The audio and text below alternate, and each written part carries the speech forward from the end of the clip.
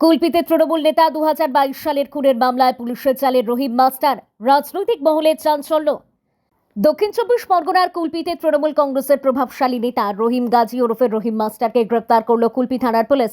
তিনি দক্ষিণ গাজীপুর অঞ্চলের প্রাক্তন প্রধান, বর্তমান প্রধানের স্বামী এবং কুলপি ব্লক তৃণমূলের সংখ্যালঘু সেলের সভাপতি হিসেবে পরিচিত।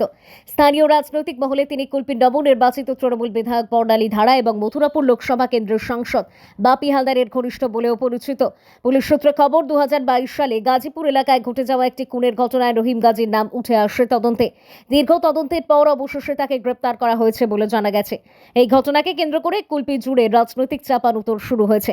বিরোধীদের দাবি, শাসক দলের প্রভাবশালী নেতাদের বিরুদ্ধে অভিযোগ উঠলেও এতদিন ব্যবস্থা নেওয়া হয়নি। যদিও তৃণমূল নেতৃত্ব এখনও এই গ্রেপ্তারি নিয়ে প্রকাশ্যে কোনো মন্তব্য করেনি। পুলিশ অভিযুক্তকে আদালতে পেশ করে তদন্ত এগিয়ে নিয়ে যাওয়ার প্রস্তুতি নিচ্ছে। দক্ষিণ চব্বিশ পরগনা থেকে গোপাল শীলের রিপোর্ট, ডিএন নিউজ বাংলা।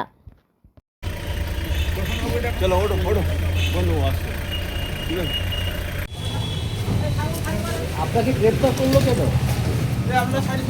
আপনাকে গ্রেপ্তার করলো আপনাকে গ্রেপ্তার করলো কেন?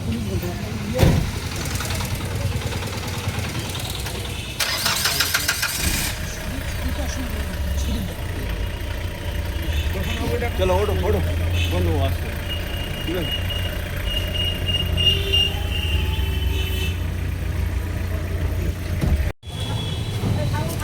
আপনাকে গ্রেপ্তার করলো কেন? আপনাকে গ্রেপ্তার করলো আপনাকে গ্রেপ্তার করলো কেন?